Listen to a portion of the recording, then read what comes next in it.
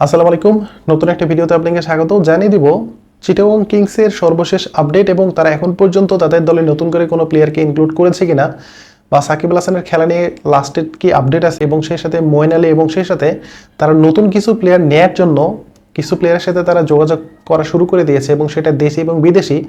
So এই সবগুলো বিষয় নিয়ে আমি বিস্তারিত আলোচনা করবো। আশা করি ভিডিওটা শেষ পর্যন্ত দেখবেন এবং ভিডিওটা যদি ভালো লাগে অবশ্যই চ্যানেলটিকে সাবস্ক্রাইব করে পাশে দেখবেন। সো আমরা সবাই জানি যে চিটাগং কিংস তারা দীর্ঘদিন পরে বিপিএল এ ব্যাক করেছে এবং বিপিএল এ ব্যাক করার পর থেকে তাদের পিছনে আসলে সমালোচনা বা তাদের নিয়ে যে একটা অনাকাঙ্ক্ষিত ঘটনা সেটা কিন্তু ঘটেই যাচ্ছে।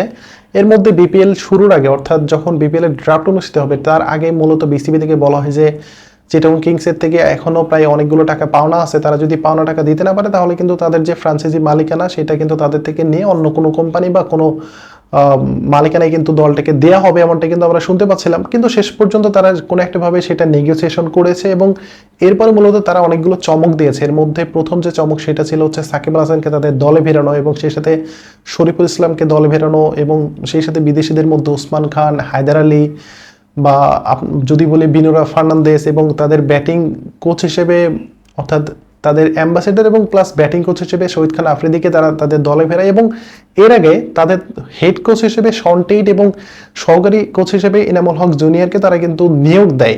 মূলত তাদের প্রসেসিং গুলো সবকিছু একদম রাইট ওয়েতেই চলছিল। এর মধ্যে তারা ড্রাফট থেকে শামীম হাসান পাটোয়ারি বা পারভেজ হোসেন ইমন, আলিস আল ইসলাম এইসব প্লেয়ারদেরকে কিন্তু তারা মোটামুটি দলে ভেরানোর মাধ্যমে তাদের যে স্কোয়াড স্ট্রেংথটা সেটা কিন্তু মোটামুটি ভালো ছিল এবং সেই সাথে তারা মঈন আলীকে নিয়ে যে একটা বিতর্ক হচ্ছিল বা এই রকমের বিতর্কিত একজন প্লেয়ারকেও তারা কিন্তু দলে ভিড়িয়েছে এবং মঈন আলীকে নিয়ে যে কি বিতর্ক হচ্ছে এটা আমি একটু পরে বলছি। এর আগে আমি আপনাদেরকে সাকিব আল হাসানের বিষয়ে সর্বশেষ আপডেট এখন আপনাদেরকে জানিয়ে দিই।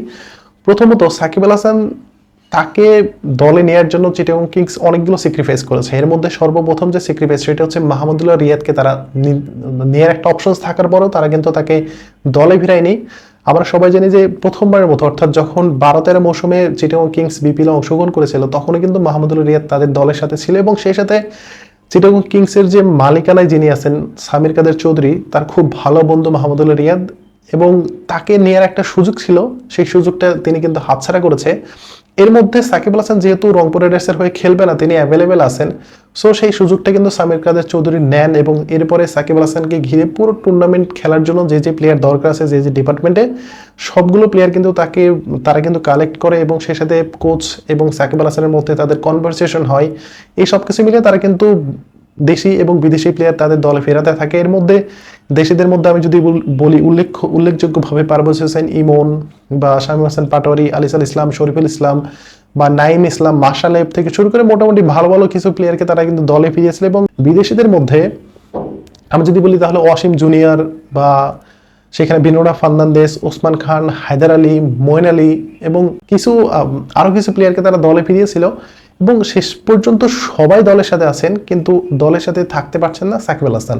এবং সাকিব আল হাসান কি জন্য থাকতে পারছেন না বা তার খেলা কতটুকু হবে সেটা সম্পর্কে কিন্তু আমরা সবাই মোটামুটি একটু হলেও জানি এবং যে একটা পলিটিক্যাল ইস্যুজ আছে যে ইস্যুজ কারণে আসলে মূলত সাকিব আল হাসান বিপিএল খেলতে পারবেন এটা কিন্তু মোটামুটি নিশ্চিত এবং 100% বলে দিচ্ছি আপনাদেরকে যে সাকিব আল হাসান তিনি বিপিএল মিস করতে যাচ্ছেন এবং প্রথমবারের মতো অর্থাৎ 2012 সাল থেকে আজকে 24 সাল পর্যন্ত যে বিগত দিনে 10টা আসরে যে বিপিএল অনুষ্ঠিত হয়েছে এই 10টা আসরের প্রত্যেকটা আসরে কিন্তু সাকিব আল হাসান ছিল বিপিএল এর সবচেয়ে বড় প্লেয়ার এবং এখন পর্যন্ত বিপিএল এর সবচেয়ে হাইয়েস্ট উইকেট টেকার কিন্তু সাকিব আল হাসান। এবং সাকিব আল হাসানকে সারা বিপিএল কতটুকু ভালো জমবে বা কতটুকু ভালো হবে সেটা কিন্তু একটা বড় প্রশ্ন। এবং সাকিব আল হাসান তিনি চিটাগং কিংসের হয়ে আসন্ন যে বিপিএল অর্থাৎ 30 তারিখ থেকে যে বিপিএলটা অনুষ্ঠিত হবে অর্থাৎ বিপিএল এর 11তম আসর সেখানে কিন্তু সাকিব আল হাসান খেলতে পারছেন না এবং সাকিবের বিকল্প হিসেবে সর্বপ্রথম চিটাগং কিংস তারা মোসাদ্দেক হোসেনের সাথে কথাবার্তা বলেছিল কিন্তু মোসাদ্দেক যে ভুলটা করেছে সেটা হচ্ছে দেশে চলমান এনসিএল টি20 যেটা বাংলাদেশের ক্রিকেট ইতিহাসের বিপিএল এর পরে সেকেন্ড কোনো টি20 টুর্নামেন্ট অনুষ্ঠিত হচ্ছে সেখানে দেশের যত লোকাল ক্রিকেটাররা খেললো সেখানে সবাই পারফরমেন্স করলো কিন্তু মোসাদ্দেক হোসেন সৈকত তিনি এনসিএল টি20 না খেলে তিনি বাংলা টাইগার্সের হয়ে লঙ্কা টি10 খেলতে গেলেন। ঠিক এখানে তিনি সবচেয়ে বড় ভুলটা করেছেন। তাকে নিয়ে যে একটা প্ল্যান বা পরিকল্পনা ছিল চিটাগং কিংসের মালিকের সেই চিন্তা ধারণা থেকে কিন্তু তারা সরে আসে। এনসিএল টি20 তে যদি মোসাদ্দেক হোসেন খুব ভালো খেলতো বা নিজেকে প্রুভ করতে পারতো তাহলে কিন্তু তাকে যে কোনো দল নেওয়ার জন্য একটা চিন্তা ভাবনা করতো, যেহেতু তিনি খুব একটা ম্যাচ খেলার সুযোগ পাননি, তিনি টি10 গিয়ে খুব একটা ভালো ম্যাচ খেলতে পারেনি বা সুযোগ পাননি। সো এরকম একটা প্লেয়ারকে আসলে কোনো দল নেয়ার চেষ্টা করা যায় সেটাও কিন্তু করবে না। বাট চিটাগং কিংস তারা চেষ্টা চালিয়েছিল, বাট শেষ পর্যন্ত সেই সিদ্ধান্ত থেকে তারা সরিয়ে আসে এবং বিদেশি কিছু ক্রিকেটারের সাথে তারা কথা বলছে, সেটা অবভিয়াসলি অস্ট্রেলিয়ান কিছু ক্রিকেটার। আমরা সবাই জানি যে তাদের দলের হেড কোচ হচ্ছেন শন টেইট। সো শন টেইটের মাধ্যমে অস্ট্রেলিয়ান এবং নিউজিল্যান্ডের কিছু ক্রিকেটারের সাথে তারা কিন্তু যোগাযোগ করছে সাকিব আল হাসানের বিকল্প হিসেবে, যেহেতু সাকিব আল হাসানকে পাচ্ছেন এবং সাকিব আল হাসান যদি একাদশে খেলে একই সাথে তিনি ব্যাটিং এবং বোলিং দুই ডিপার্টমেন্টে কিন্তু তার সার্ভিসটা পাওয়া যায় এবং সেই সাথে তাকে ক্যাপ্টেন হিসেবেও দলে নেওয়া হয়েছিল। এখন তাদের যে আরেকটা সংকট সেটা হচ্ছে যে সাকিব আল হাসান যদি না থাকেন, যেহেতু সাকিব আল হাসান তিনি অলরেডি নিশ্চিত হয়ে গেছে যে তিনি বিপিএলে খেলতে পারছেন না। সো সাকিব আল হাসানের জায়গায় আসলে সাকিব আল হাসানকে যে ক্যাপ্টেন হিসেবে চিটাগং কিংস তারা দলে ফিরিয়েছিল, আসলে তার জায়গায় ক্যাপ্টেন কে হবে সেটা নিয়ে কিন্তু একটা বড় ধরনের প্রশ্ন থেকে যাচ্ছে। এবং সেই সাথে তাদের দলে মঈন আলীকে নিয়ে যে একটা বিতর্ক, ফরচুন বরিশালের মালিক মিজানুর রহমান তিনি গণমাধ্যমে অনেকবারই বলেছেন যে বিপিএলে যদি খেলতে আসে মঈন আলী তাহলে তিনি ফরচুন বরিশালের জার্সিতে খেলতে আসবেন। অপরদিকে চিটাগং কিংসের মালিকানায় যিনি আছেন সামির কাদের চৌধুরী, তিনি গণমাধ্যমে বলেছেন মঈন আলীর সাথে প্রায় 3 মাস আগে চুক্তি হয়েছে, সো তিনি বিপিএলে চিটাগং কিংসের জার্সিতেই খেলতে আসবে। বাট প্রবলেম হচ্ছে বিপিএল শুরু হচ্ছে আগামী 30শে ডিসেম্বর।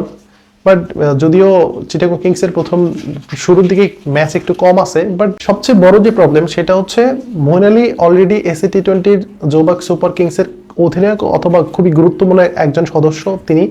সো এসি টি20 শুরু হচ্ছে আগামী মাসের জানুয়ারির 9 অথবা 10 তারিখে। সো সেখানে কিন্তু আসলে তার দল পার্টিসিপেট করছে এবং সেখানে তাকে খেলতে হবে। এখন চিটাগং কিংস মঈন আলীকে 2-3 ম্যাচের জন্য ঢাকাতে নিয়ে আসবে কিনা বা বিপিএল খেলার জন্য তার পিছনে যে খরচটা হবে সেই খরচটা আদৌ তারা বেয়ার করবে কিনা সেটা নিয়ে কিন্তু বড় ধরনের একটা প্রশ্ন থেকে যাচ্ছে। সো এখানে দুইটা প্লেয়ারকে নিয়ে একটু বেশি অনিশ্চয়তা। এর মধ্যে সাকিব আল হাসান কনফার্ম তিনি বিপিএল খেলছেন না, এবং সেকেন্ড হচ্ছে মঈন আলীকে তারা কিন্তু বিপিএলে পাচ্ছে না বলতে হচ্ছে বিপিএলে তারা খুব একটা হয়তো নিয়ে নাও আসতে পারে। এবং এর সাথে চিটাগং কিংস নিজস্ব হোস্ট তারা কিন্তু নিয়োগ দিয়েছে ইয়াশা সাগর, তিনি একই সাথে মডেল এবং ক্রিকেট উপস্থাপক, এবং তাকে কিন্তু চিটাগং কিংস তাদের পার্সোনাল হোস্ট হিসেবে তাদের দলে কিন্তু ফিরিয়েছে। এবং সেই সাথে চিটাগং কিংস এখন পর্যন্ত তারা দেশি কিছু ক্রিকেটার খুঁজছে।